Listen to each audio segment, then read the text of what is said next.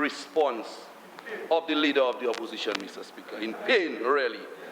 Because the budget itself, Mr. Speaker, is hinged on fostering economic resilience. And the pith and substance of what was delivered, Mr. Speaker, yesterday is yet to be addressed by the leader of the opposition. And I think he, in the dying moments of the presentation, he failed at an attempt to address the issues upon which the budget has been premised, Mr. Speaker. And I will allude to that as we go along. Mr. Speaker, this budget, like many others before, it comes at a time of tremendous challenge for Dominicans. And I think that is clear. I don't think any one of us in Dominica, or even those looking at us, Mr. Speaker, from afar, has any doubts about the challenges that Dominica has had to face, more than perhaps any other country in the Eastern Caribbean in recent past, Mr. Speaker. We had, if you want to go back, we had the trough of 2015, which devastated, I believe, Massac and those areas, Mr. Speaker. Before we could recover from that, we had the tropical storm Erica, I believe it was in 2017, Mr. Speaker, which in 15, thank you, in 15, Mr. Speaker, which totally devastated certain communities. And I will point out, Mr. Speaker, that God bless, we have the citizenship by investment program, and we have the housing option, which totally reconstituted and reconstructed an entire community of Petit Savan in Belvichoupe, Mr. Speaker. And before we could even recover from that, Mr. Speaker, we had the monster Hurricane Maria, which totally wiped out 220% of our GDP. 220% of our GDP, Mr. Speaker, and those of us who witness it will bear me out that was total destruction. That is in the context in which this budget, Mr. Speaker, has been crafted by this government, Mr. Speaker. It reminds me, Mr. Speaker, what we are going through now and where we are right now, Mr. Speaker, reminds me of when we came to office in 2000.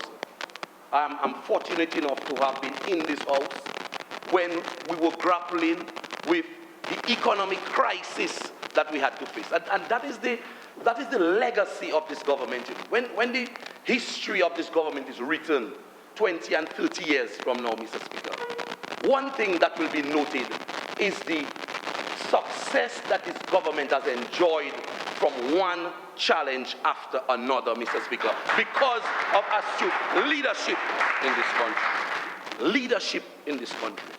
The United Workers' Party cannot run away from the fact, Mr. Speaker, that they brought this country to the brink of collapse. And even today, listening to them and listening to the responses of the leader of the opposition, there is no evidence to show me that had they been in power, Mr. Speaker, the same thing would not have happened in this country. I mean, can any one of us picture the United Workers' Party handling this COVID pandemic that we found ourselves in, Mr. Speaker? Mr. Speaker, the Prime Minister showed absolute and astute leadership even before the COVID-19 pandemic. When he decided to choose his slate of candidates, Mr. Speaker, he chose one of the best medical professionals in Dominica, Mr. Speaker, not knowing that we would have had a medical challenge on our hands in the person of the Minister of Health. That is foresight and that is vision, Mr. Speaker. And this was the first disaster that this government had to face, this regime had to face. An economic disaster of epic proportions, Mr. Speaker, brought about by the COVID-19. That is what we had to deal with, you know. It wasn't just a health crisis or a global crisis, you know. The COVID pandemic literally shut down, Mr. Speaker, the global supply chains. Mr. Speaker, I listened to the leader of the opposition.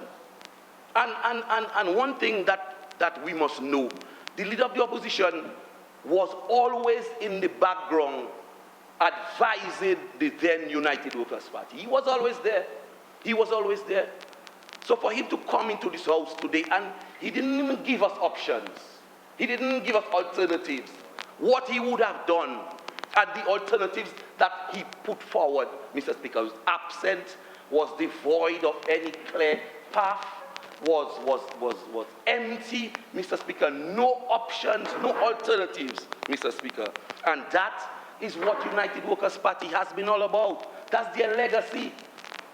You know, when the leader of the opposition alludes to the attempts at this government to revive the economy and the monies placed at the aid bank and the investment in agriculture, Mr. Speaker, and what we are doing to bolster the economy, where was the leader of the opposition between 95 and 2000? I heard him speaking about the international airport and attempts to pay the landowners in the Wesley Marigot area for the lands so that in earnest we could start building the international airport.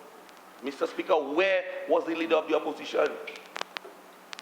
Where was the leader of the opposition when the United Workers' Party went to Trinidad, Citibank, and Royal Merchant Bank, if I'm not mistaken, and borrowed monies at commercial rates at 14%?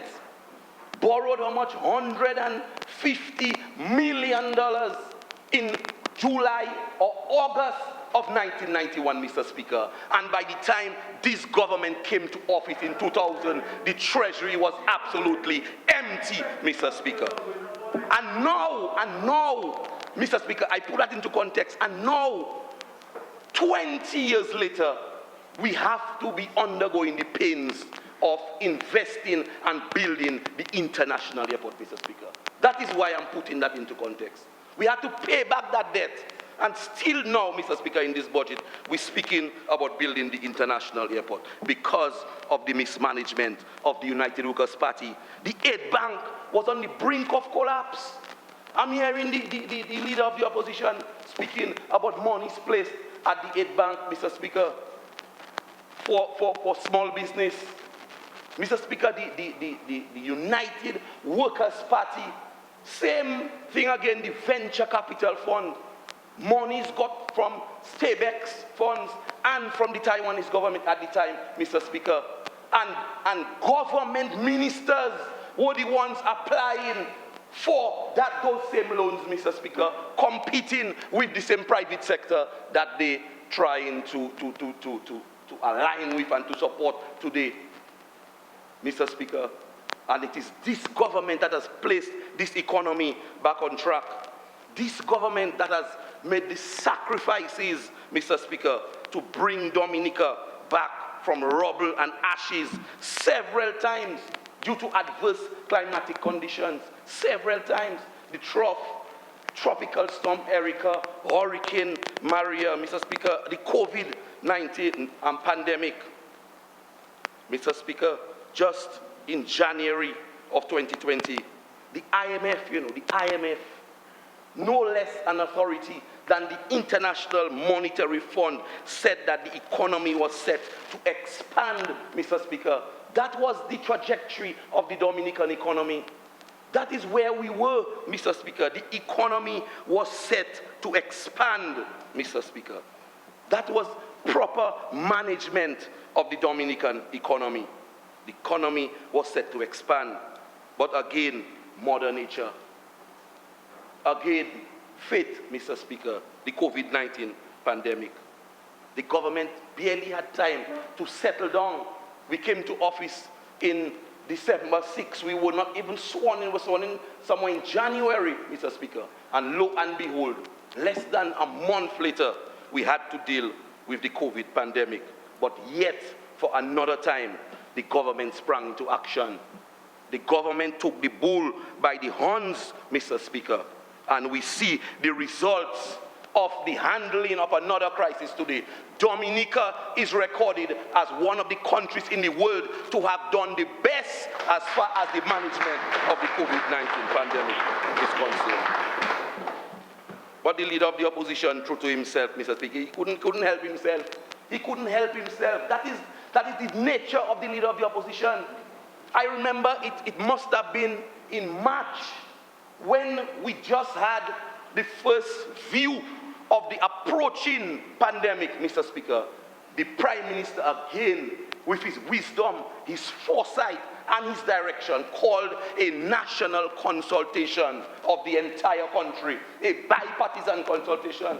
Just like what we had done after Erica, Mr. Speaker. We invited the opposition up to the cabinet room, and we sat to discuss to have a bipartisan, collaborative and collective effort to the challenges that Dominica faced. That is what the Prime Minister is all about. Mr. Speaker, the leader of the opposition was preaching doom and gloom. He said that we would be inflicted with how much? 5,000 COVID. How much? 15,000 COVID cases. And how much he said would die? He said 7,000 people must die, Mr. Speaker. That is a leader. That's a leader, Mr. Speaker. Preaching doom and gloom. And up to now, Mr. Speaker, Sheikh Jordi translated, all like a day like today, Mr. Speaker, the leader of the opposition have never come back to the people of Dominica and say that he was wrong on his predictions, Mr. Speaker. He was very wrong, Mr. Speaker. Throughout the COVID-19 pandemic, Mr. Speaker, I saw myself and my colleagues being led by the Honorable Prime Minister. Members, let's minimize the asides. Yeah? Continue. Being led by the Prime Minister, going out, meeting our constituents, talking to our constituents, going and check for the elderly, for the infirmed, for the housebound, Mr. Speaker. We see the leader of the opposition coming here with a litany of requests for the Marigot constituency. That's how we started, Mr. Speaker. His duty was to go out and to champion the cause of his people, but he didn't do that during the COVID-19 pandemic. In fact, the leader of the opposition is on record as saying that I'm not going into that fish market, going to the Prime Minister to ask for things from Marigot. It's like a fish market. He's on record as saying that, Mr. Speaker. The leader of the opposition has not shown that he's interested in the development of Marigot or he's interested in the development of anywhere in Dominica, for that matter, Mr. Speaker. And we can show that the leader of the opposition is yet to go and visit the new Marigot hospital that is nearing completion now, Mr. Speaker. That is the work of this government. The Marigot hospital is nearing completion, and the Marigot Health Center is nearing completion, Mr. Speaker. The leader of the opposition should come here today and support the building of the international airport, because his constituency will be a direct beneficiary, Mr. Speaker, like the rest of the country, of the international airport. That is what he should have come here this morning and advocate, Mr. Speaker, and champion the cause of the international airport. But instead, we didn't hear that from the leader of the opposition. The leader of the opposition started by lamenting that Marigot is deprived of infrastructure, Mr. Speaker. There has been monies placed at the Marigot Village Council for infrastructural development, Mr. Speaker, that sat in the Marigot Village Council untouched for months, Mr. Speaker. That is what the leader of the opposition and the member for Marigot should concern himself with.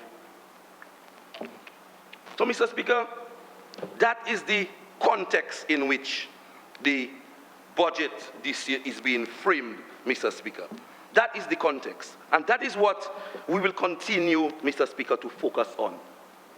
To energize the economy, Mr. Speaker. To make the resources available to the ordinary Dominican man in every facet of life, Mr. Speaker, to push the economy. And that is why we see millions of dollars being spent even in agriculture, Mr. Speaker. The cocoa rehabilitation and the cocoa expansion, that is direct benefit to the farmers of this country, Mr. Speaker. $1.6 million. $1.6 million, Mr. Speaker, spent on the rehabilitation of cassava processing facilities, toloma processing facilities, Bay Oil, Mr. Speaker, I was shocked when I looked at the records, when I was researching and preparing, Mr. Speaker. I was shocked that Bay Oil generated more than $1 million just in the COVID months. Between January, February of this year, 2020, and May, Bay Oil alone generated $1.6 million, Mr. Speaker. So in spite of the COVID pandemic, this government has been able to keep persons at work and generating revenue and generating income, Mr. Speaker. This is what this government is all about. And that is what concerns us every day, Mr. Speaker. That is what we are concerned about, Mr. Speaker. And the leader of the opposition, Mr. Speaker, who could have foreseen Tropical Storm Erica? Who could have foreseen Tropical Storm Erica? From nowhere, Mr. Speaker, at 4 o'clock or 3 o'clock in the morning to 8 o'clock in the morning, Mr. Speaker, 10 inches of rain. On Dominicans, 11 o'clock, the Minister for Foreign Affairs was championing the cause of his people at the time. Who could have foreseen, Mr. Speaker, Hurricane Maria?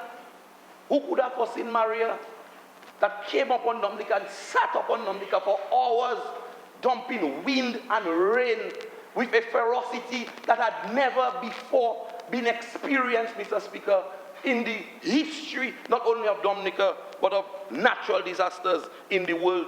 Who could have foreseen COVID, Mr. Speaker? That's why we should be here today during this budget in a bipartisan effort, Mr. Speaker, championing the measures outlined by the Honorable Prime Minister in the budget. That is what we should have been doing. But instead, and I hope that the contribution of the leader of the opposition is not not setting the stage for what is to come from the rest of the members of the opposition. I really hope not, Mr. Speaker, because when you see things like the loan facility at the Aid Bank to assist the manufacturing sector,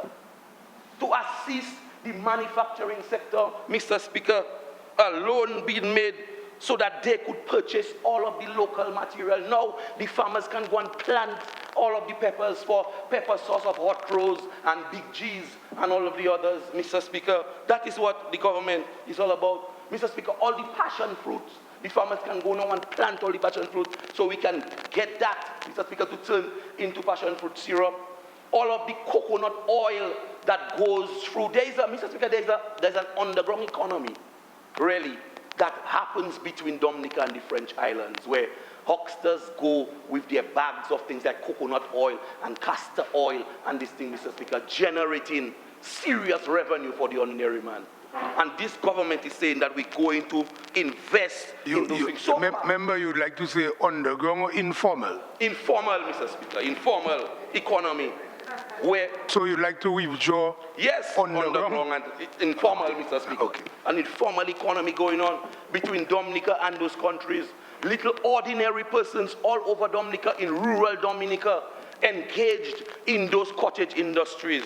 Mr. Speaker, do you know that since the government placed those monies at the Aid Bank, Mr. Speaker, $1.6 million have been dispersed, Mr. Speaker. $1.6 million, ordinary Dominican folk all over Dominica, Mr. Speaker.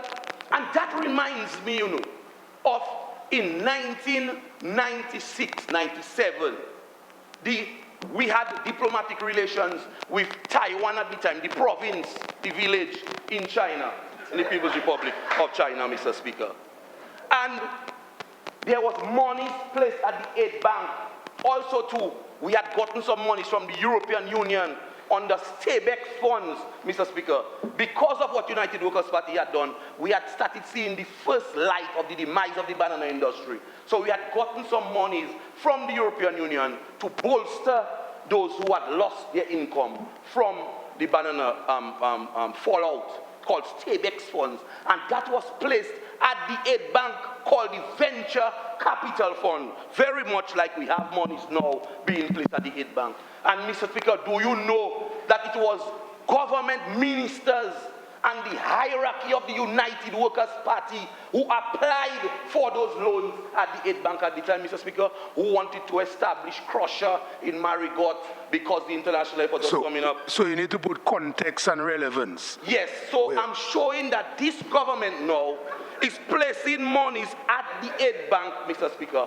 But the difference is that no government minister will be applying for any loan, Mr. Speaker. It will be ordinary Dominicans, Mr. Speaker. Ordinary Dominicans involved in manufacturing Benjo, CMOS, blows, teas, Mr. Speaker. These are the kind of people who will be eligible, Mr. Speaker, to get those monies, Mr. Speaker. Unlike the 1995-2000 period, Mr. Speaker, when those monies are being applied for by United Workers' Party government ministers and hierarchy, Mr. Speaker. That is the difference between the two parties. So we're listening to the leader of the opposition here, Mr. Speaker. The leader of the opposition is conjuring up again. He tried the 1.2 billion, Mr. Speaker. The people of Dominica debunked the 1.2 million at the general elections. So he upped the ante now, Mr. Speaker. He said, if you lie, Mr. Speaker, tell a big lie. Don't tell a little lie. So people will be convinced. He said, no, not 1.2 anymore, $1.6 billion, Mr. Speaker. And the leader of the opposition knows of all of the apartment buildings that I just alluded to Petit Savan, Mr. Speaker. People were left homeless. You know what it is to lose your family member in a disaster, in a tragedy? Mud buried your people where you couldn't find them, Mr. Speaker. You went to the bank.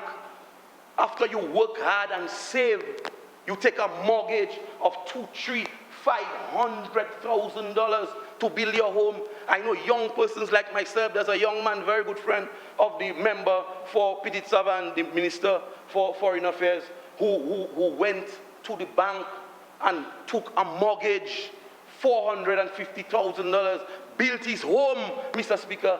And the disaster of Tropical Storm Erica devastated not only the homes, but the dreams, the hopes, and the aspirations of the Petit Savan people. And the government, in its goodness, Mr. Speaker, formulated a strategy and a plan under the Citizenship by Investment program to rebuild, not homes, Mr. Speaker, not homes, not houses, Mr. Speaker, to rebuild the lives of those people who had lost all that they had worked for. And you come into this house as the leader of the opposition and you criticizing the homes being built under the Citizenship by Investment program. Mr. Speaker, I myself almost lost my job. Mr. Speaker, just yesterday we had a conversation at lunch, and some of my colleagues were telling me they don't know how the Prime Minister didn't fire me after that Georgetown debacle, Mr. Speaker. My colleagues told me, Mr. Speaker, that I was like a guerrilla soldier somewhere, Mr. Speaker, in Central America or the Middle East, Mr. Speaker. That is how my colleagues termed it, Mr. Speaker. Championing the cause of the Georgetown people in Glanville, who the same Dominica Labour Party had promised the lands in Glanville for years, and we could not get those lands because we chose to support the Dominica Labour Party, even in the years of opposition. The people of Cotton Hill, Madam Speaker, Mr. Speaker, the honorable member for the Cottage constituency, the longest serving member in this house, promised the people of Lagos and Cotton Hill and Buck for years that they would be given the lands. Today, the government formulated a strategy through the Citizenship by Investment program. And all over Dominica, look, the member for the Mao constituency, Mr. Speaker, homes being built in Jimmy, Mr. Speaker, all over. And when I went to Grand Fort, Mr. Speaker, Grand Fort, the houses, that's why I started, you know. I started in Georgetown. You don't know where Georgetown is? Come down to Portsmouth. You don't know about my constituency. Georgetown is in the Portsmouth constituency. I don't want to get distracted. It's because of the issue. In Grand Fort, I mean, when we went to Cassibros, When we went to Castle Bruce, and this man, this old man, the man must have been about 80 years old, and he came with his banjo, and he started playing, thank God for all the blessings, and tears came to my eyes, Mr. Speaker. That is the work of the Honorable Prime Minister, Dr. Roosevelt Skerrit, and the Dominican Labour Party. But in true United Workers' Party opposition form, Mr. Speaker, that's why the member for the Roseau North is getting so agitated, you know, Mr. Speaker. That's why he's getting so agitated, Mr. Speaker. Because the opposition doesn't want to see anything good happen in the Commonwealth of Dominica, Mr. Speaker, because this government will get the credit for it. That is what it is. That is how they are. They wrote to President Hugo Chavez when he was alive at the time, telling him, stop giving Dominica monies, Mr. Speaker. They wrote to the UN, Mr. Speaker. I can go further back. When the United States government, after Miss Charles was the Caribbean champion after the Grenada Revolution, she went to the White House, and Ronald Reagan, the President of America at the time, promised that he would send the U.S. Army Corps here in Dominica to help to build the international airport. Edison James, Mr. Speaker, wrote to the U.S. government in 1990, dissuading the United States government from coming here to help us with the international airport. This is the record and the legacy of the United Workers' Party in this country. Member, you can call his name. He's not here to defend himself. I withdraw it. I take it back, Mr. Speaker. I withdraw, Mr. Speaker. Mr. Speaker, we're talking about sovereignty. Sovereignty and identity. Sovereignty and identity. The leader of the opposition talking about sovereignty and identity, Mr. Speaker, with regard to the Citizenship by Investment Program. Mr. Speaker, in 1993, when we saw the impending demise of the banana industry, and the United Workers' Party was telling the farmers they will give them $1 a pound for their bananas, the brilliant Mary Eugenia Charles of blessed memory devised the citizenship program, Mr. Speaker, the economic citizenship program. That's where it all started. And immediately the United Workers' Party went on a rampage. The Layo River Hotel would have been built already. And we know the leader of the opposition always has things in his mind, in his head, in his opinion. He went all the way to the Privy Council and told the Privy Council that it was in his head. It is his opinion, Mr. Speaker, all to denigrate the Honorable Prime Minister at the time, Mr. Speaker, and to put the economic citizenship program as it was then in bad light. And what did they do? Lo and behold, God is not a police. He granted them victory at the polls in 1995. And they didn't scrap the program, you know. So when you hear him here criticizing the Citizenship by Investment Program and the housing option that is associated with it, it's not because they think it is bad, you know. They think that everything this government does that will put the government in good standing with the electorate of Dominica is another 5 years in opposition for the United Workers' Party. And that is why they oppose it. Not like true statesmen. Not like true statesmen. If something is good for Dominica, stand up and champion the cause. Let history record you. Let the Hansards of this honorable house record you as supporting what is good for the people of Dominica. But no, they criticized it, Mr. Speaker. And lo and behold, the Freedom Party lost the 1995 election. And what we saw, as soon as they came to office, instead of scrapping the program, they changed it, and they said they remodeled it, Mr. Speaker, and called it the re-engineered citizenship program. Mr. Speaker, and this program right now is the Labour Party, this government and this Prime Minister, who rescued the program, you know, who rescued the program. And the program now is being properly run, Mr. Speaker. The monies generated for the investments in, like, let's start with the Layo River Hotel, because that was the first one. Mr. Speaker, the Act speaks about an escrow account. So for the leader of the opposition now to be coming here and tell us the monies for the housing option is not placed in the treasury, but the monies for the real estate option is not placed in the treasury, Mr. Speaker. It's placed in an escrow account managed, Mr. Speaker, by government officials. No minister, no politician, as was the case in the 1995-2000 period, can sign any check from the Citizenship by Investment account, Mr. Speaker. But Grace Tong and Edison James had the economic citizenship checkbook walking around in their back pocket, Mr. Speaker. Yes, but, at that time, Mr. Speaker, but you cannot, again, the names. I withdraw, Mr. Speaker. The names. I withdraw, Mr. Speaker. That is the facts and the history, Mr. Speaker. And we see this government formulated a plan after Tropical Storm Erica to rebuild, like I said, not just the lives, but the home, not just the homes, but the lives of the Petite Savan people. We came up with the novel, and you big thank you, we came up with the novel idea of the housing option, Mr. Speaker. And now the leader of the opposition, he is not satisfied that the 1.2 billion was debunked. Now he's coming up now with the 1.6 billion. And we're using that same method to do the hospital, Mr. Speaker. I don't want to get into diplomatic muddy waters, Mr. Speaker, but a foreign government had promised us some monies to do the Marigot Hospital. So we were bent focused on building the Marigot Hospital in earnest from day one.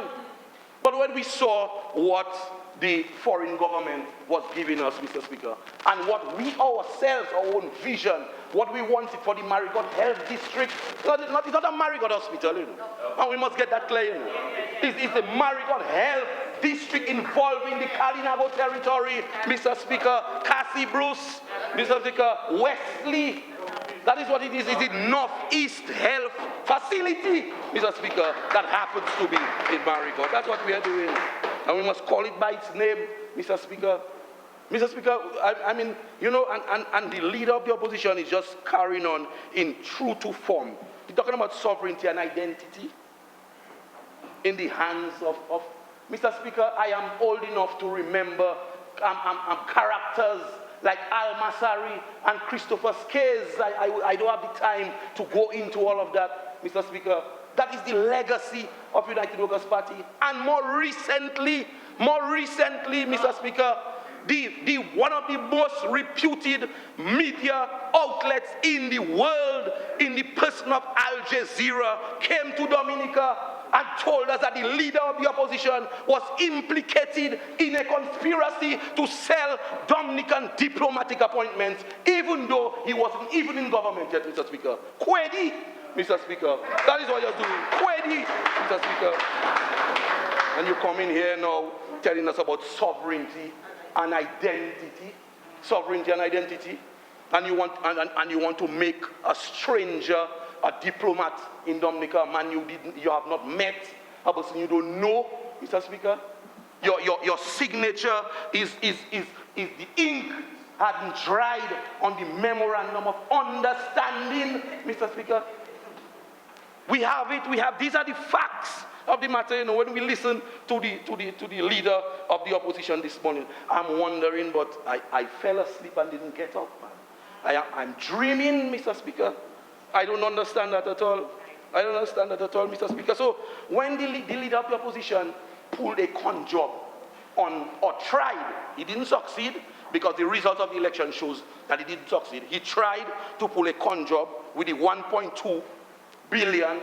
It didn't work. Now he's coming back, Mr. Speaker, because he cannot address the comprehensive package of measures get towards the stimulation of the economy, Mr. Speaker. He up in the ante now, and he's talking about $2.4 billion, Mr. Speaker. But the people of Dominica knows better.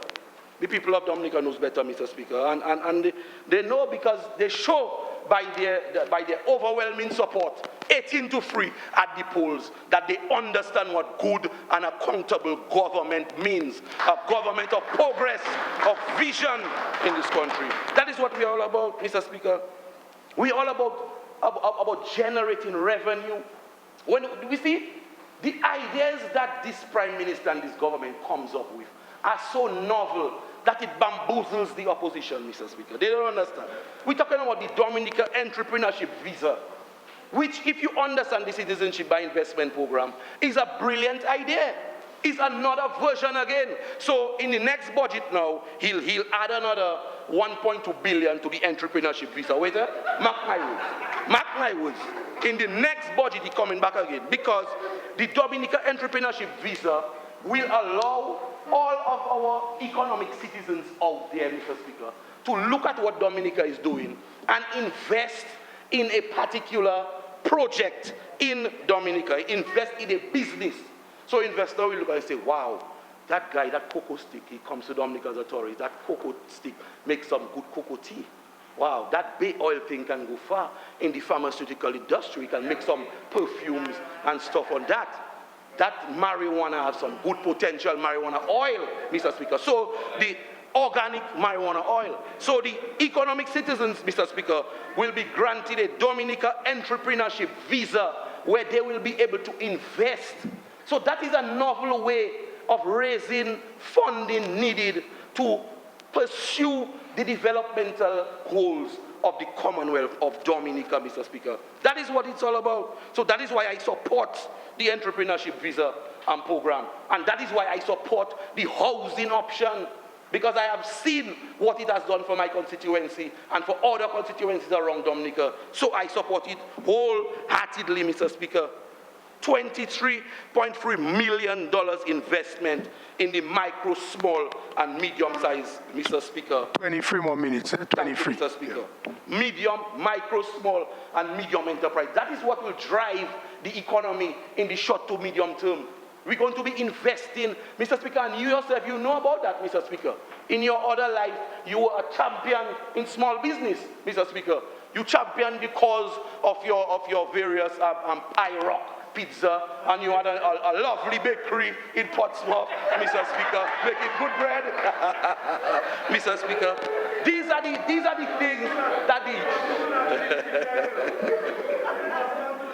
Mr. Speaker, these are the things that the young people of Dominica, I want them to emulate, Mr. Speaker. I sat and I listened to the Prime Minister's Anupale program that he has on Sunday, and I find that is a very good program. It's a very, and I must commend him on it. I must commend him on that because one of the first persons he brought was a young chap from my constituency, Mr. Carrier, who again is involved in information technology, having gotten his grounding and his training, Mr. Speaker, with Ross University. He has now gone out now and established his own business and using IT in his business, in his vegetable production, Mr. Speaker. And I found that he really gave a great insight in the Prime Minister's program. On Sunday again, the Prime Minister had some young, sharp businessmen blazing a trail in Dominica. And when I see, Mr. Speaker, $23 million being made available to the micro and small enterprise industry for small business development, I think that is absolutely wonderful. $30 million. $30 million over 3 years at 1%. And I believe the budget said that the first $4 million will be made available in this fiscal year. That is money in circulation in the economy, Mr. Speaker. I mean, there is so much that this government is doing. It will take me the rest of the day to enunciate and enumerate all of the measures outlined in this 2020-2021 budget, Mr. Speaker, that the government is doing. And Mr. Speaker, my time is running out and I really need to touch on this issue before I sit, Mr. Speaker. Mr. Speaker, I have been in politics, in active politics since 2000, when my uncle Rosie died. And I have been not involved on the front line, but I have been involved in God all my life since I was born. The first time I spoke on a political platform was in 1979, approaching the 1980 elections, Mr. Speaker, for the split faction of the Labour Party called the Democratic Labour Party under Oliver Serafin, Mr. Speaker. Why do I say that, Mr. Speaker? I have seen firsthand my father and my uncle struggle in politics. Mr. Speaker, I have seen the father of the nation, Edward Oliver LeBlanc, who gave to Dominica so much: roads, Deepwater Harbor, the ministry building, Mr. Speaker, secondary schools, Mr. Speaker. I have seen politicians, after they leave politics, Mr. Speaker, labor and languish in squalor, Mr. Speaker, to make ends meet. I have seen ministers of government become security officers now. And not because I don't have any particular prejudices, against an honest job that a man does, Mr. Speaker. But I'm just saying, Mr. Speaker, that our politics is a thankless task, Mr. Speaker. And a man that left here in wet shoes, wet socks, Mr. Speaker, he had to call friends to buy clothes for him to go and address the United Nations after Hurricane Maria, Mr. Speaker. The man sacrificed his wife. She's now in politics. Mr. Speaker, the people are living in a conference room right now. A conference room, a meeting room, Mr. Speaker. They have infant children, Mr. Speaker. The place is infested with mold, giving the children allergies, Mr. Speaker. Where is our conscience? Mr. Speaker, we're talking about $32,000, Mr. Speaker. Mr. Speaker, in the rest of the region, Mr. Speaker, every single head of state is respected and accorded the amenities befitting the office of the head of government, Mr. Speaker. Mr. Speaker, the head of government has to entertain his colleague heads of state. People coming to Dominica at that level, Mr. Speaker. What must the head of state do? Mr. Speaker, that is the context in which we must place this argument. We must rise up as a people. We must raise our consciousness as a people. We are small, we are poor, but we are dignified people, Mr. Speaker. And we must behave as such, Mr. Speaker, for us to be here in this honorable house, Mr. Speaker. I'm making qualms about a residence for the Honorable Prime Minister. A Prime Minister of 15 years, sacrifice, came from school as a top student, could have got a job at any university around the world. No, Mr. Speaker, and have sacrificed his youth, sacrificed his vigor, Mr. Speaker, to serve the people of this country, Mr. Speaker. And we hear making qualms. We hear making heavy weather about that, Mr. Speaker. That is why in this budget we speak about the reclassification of the public service, because you have top public servants, Mr. Speaker, working for Mr. Speaker, we're not paying our people in Dominica. We're not paying our people in Dominica for the kind of work that they're doing, Mr. Speaker. Mr. Speaker, I am not worried about the member for Roosevelt. Member, no. I mean, this is an honorable house. Every member will have an opportunity to debate. The member for Roosevelt, you cannot be disturbing and distracting the house. The aside is just too much. Too much. So I'm cautioning you, you'll have an opportunity. It's a debate. It's a debate. So you'll have an opportunity. You know, Mr. Speaker, we have to continue the work of this government. It is imperative that we stay focused on what we have to do. And this is what this government has done, Mr. Speaker. And the members of the opposition, Mr. Speaker, cannot say thank you to the People's Republic of China for the contribution that country is making to the forward movement of Dominica as a country, Mr. Speaker. Mr. Speaker, the leader of the opposition is yet to come here, and the members of the opposition to distance themselves from a statement made, Mr. Speaker, by a head honcho of the United Workers' Party, who said that the People's Republic of China will come back and they will seize everything they give to Dominica. I mean, what ludicrous statement is that, Mr. Speaker? The People's Republic of China When the government first established relations with the People's Republic of China, they said that the memorandum of understanding was fake, Mr. Speaker.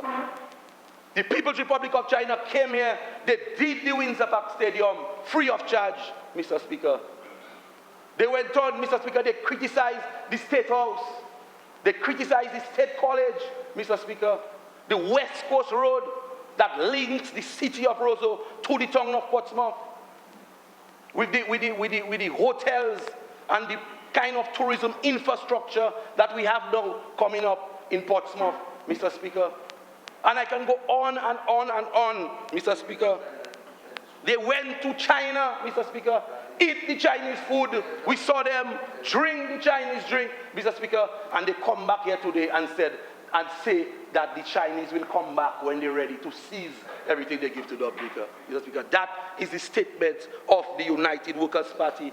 But I am happy, Mr. Speaker, that there are clear, prominent evidences of the benevolence of the People's Republic of China in Dominica and in my constituency, and there is more to come. And I welcome the establishment of the Agricultural Center in 1 Mile Portsmouth, Mr. Speaker, which will help to further boost the agricultural sector by providing the seedlings and the planting material for the resurgence and the resuscitation of the agricultural industry as we see today, Mr. Speaker. That was the party that was championing the agricultural sector. The bulk of their support before the last election came from the agricultural belt, yet they criticized the investment being made in the agricultural sector, Mr. Speaker. They criticized that, and they are yet to distance themselves from that statement. But I want to let the People's Republic of China know that this government stands resolute in support of the One China policy, Mr. Speaker. That is what we'll continue. So when the leader of the opposition talk about agriculture to secure health and wellness, well, that is what we are doing.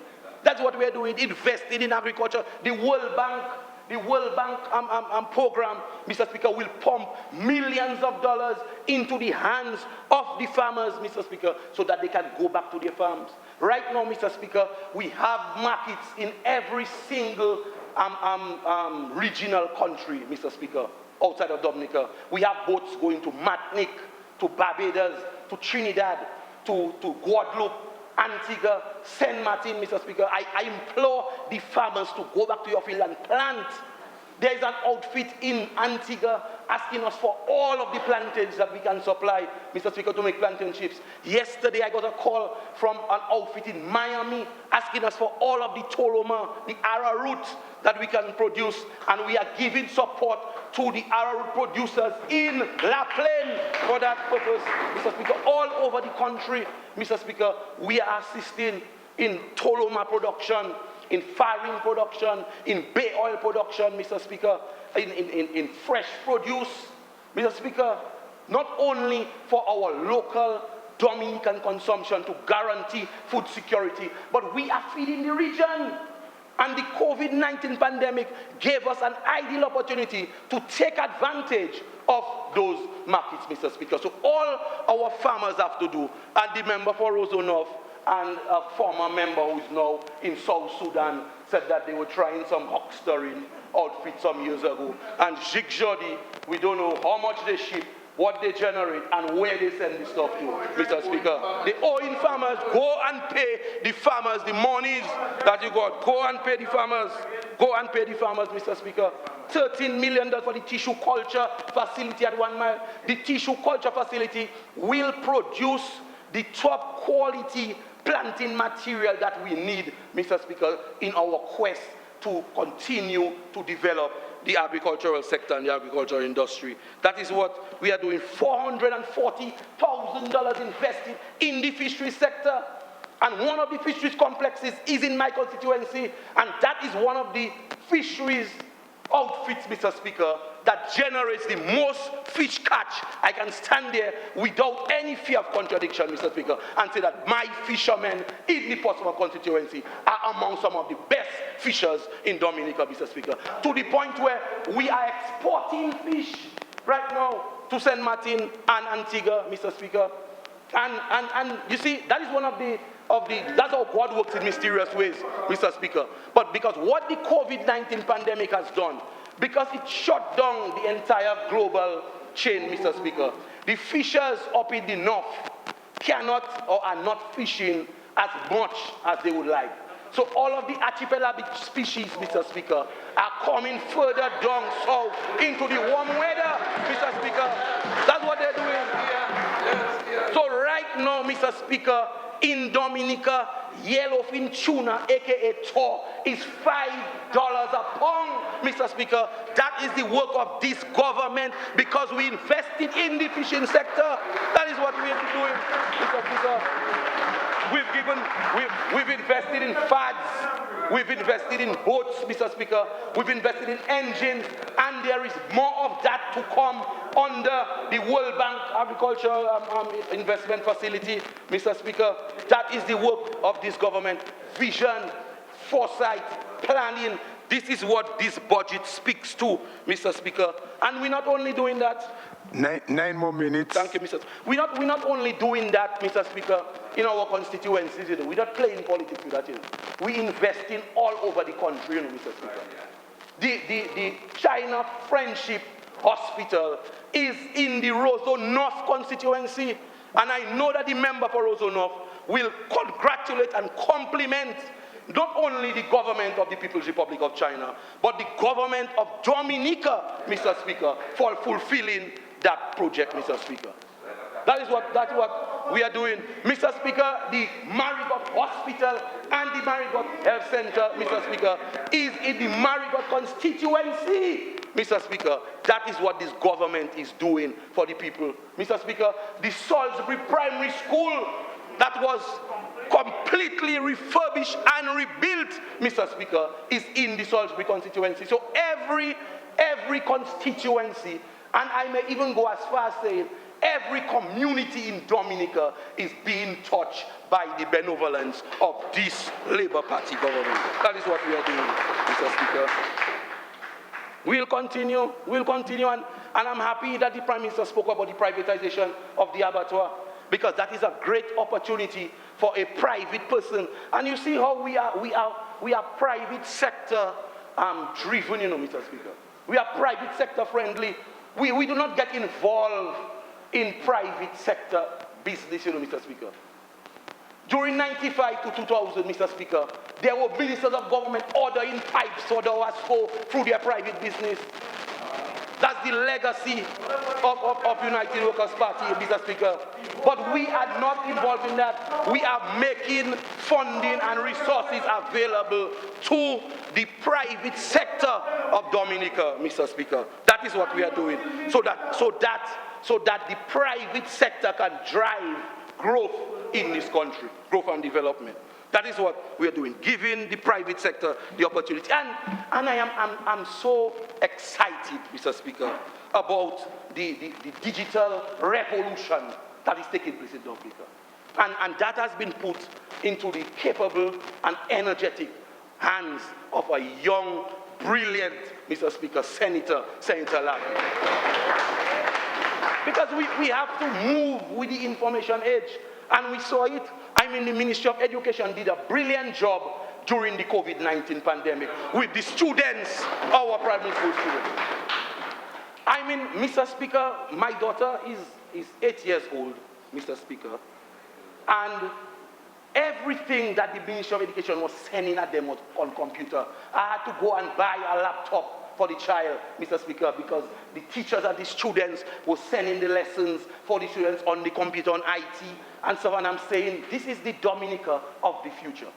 When I read the manifesto, and I come now and I read the budget, I'm saying that is the direction in which we want the country to go. Taking advantage of the opportunities that are available for the development of the information technology sector, Mr. Speaker, in every aspect of our development. And that is what we are doing. We are creating the dynamic Dominica that we speak of. Is not just a myth. It's not just an idea in our mind. It's a place that we actually want to get to.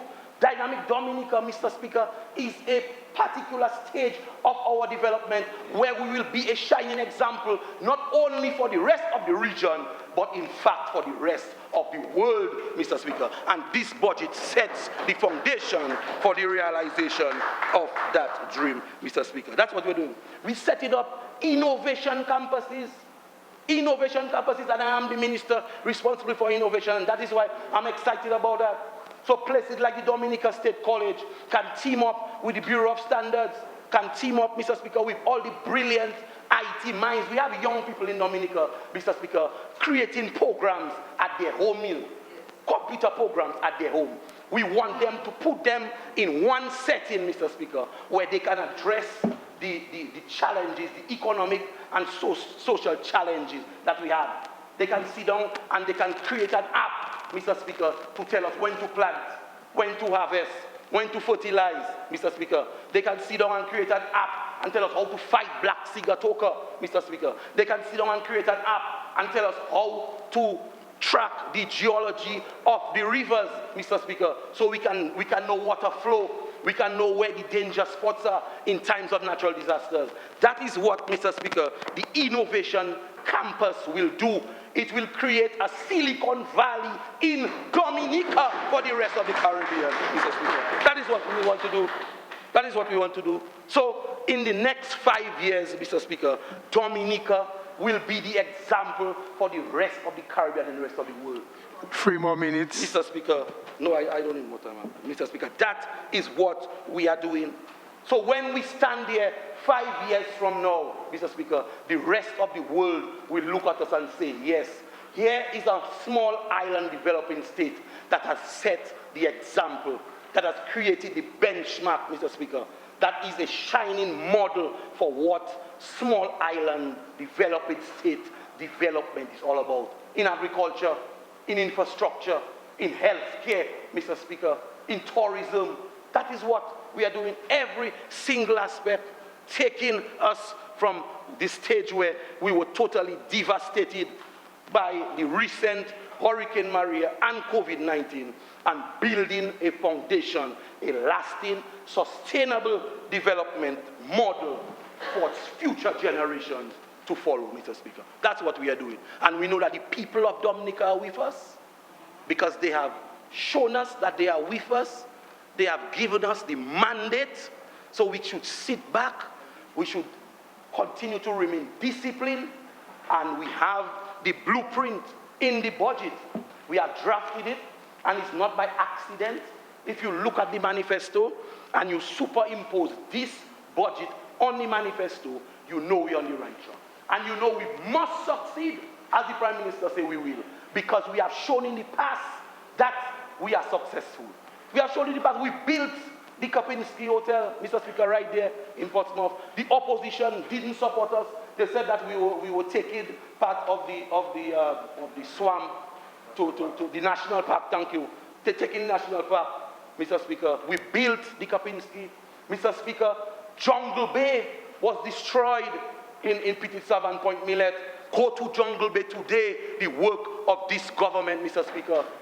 Go to Salisbury on Grand Savannah, Mr. Speaker, and the Hilton Hotel is rising like a phoenix from the ashes, Mr. Speaker. Mr. Speaker, every single investment in Dominica, I'm subject to correction, every single investment, especially in the tourism sector, Mr. Speaker, is done by a Dominican, a local Dominican national, Mr. Speaker. Every single private sector business, Mr. Speaker, in Dominica is done by locally born Dominicans. There is nowhere else in the region you can find that persons have invested in their country like that. And that is a sign of a strong economy, Mr. Speaker. That is a sign of confidence in the economy. When you have places like Do It Center being open, Fresh Market being open, the Treads being open. I mean, I can go on and on and on, Mr. Speaker. Other businesses expanding. Look at the pharmacy, what is it called? Jolly's Pharmacy just opened a mega store there last week, Mr. Speaker. These are investors, local investors who have confidence in the economy. They know where the government is going. They know the direction we are taking. And they know, based on the past reputation of this government, that the future is bright under the Dominica Labour Party. Mr. Speaker, there is not much more for me to say or for me to add, but to really commend and congratulate from the leadership, the leader, to the collaborators, all of the ministers and the parliamentary representatives, the senators and the public servants for putting together what I think is a budget for the time in which we live, responding to the needs of the Dominican people, Mr. Speaker, being resilient, Mr. Speaker. That is what this budget is all about. I thank you very much.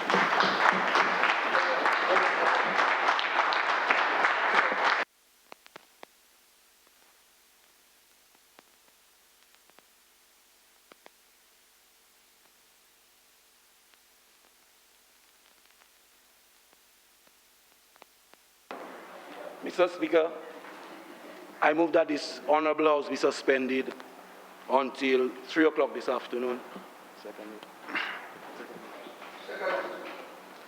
It has been moved and seconded that this House be suspended until 3 o'clock this afternoon. Those in favor? Aye. Those against? The ayes have it. The House stands suspended at 3 o'clock this afternoon. Till 3 o'clock, 29th July 2020. Thank you, Mr. Speaker.